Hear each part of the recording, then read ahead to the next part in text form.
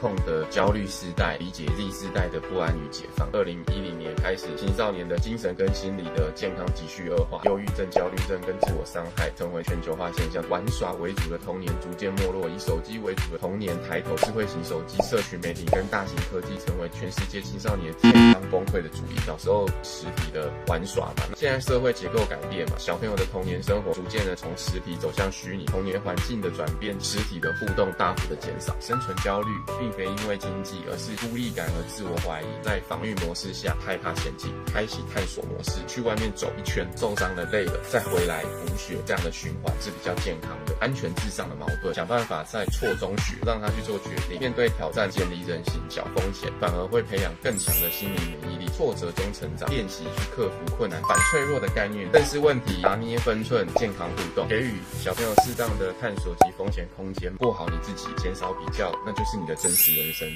拜拜。